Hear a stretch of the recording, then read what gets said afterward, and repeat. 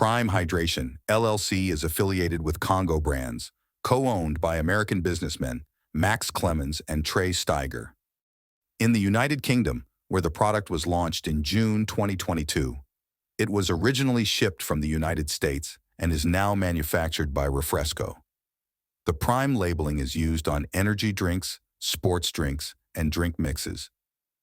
The sports drinks, described by the manufacturer as hydration drinks, are made up of 10% coconut water and contain electrolytes, B vitamins, and BCAAs.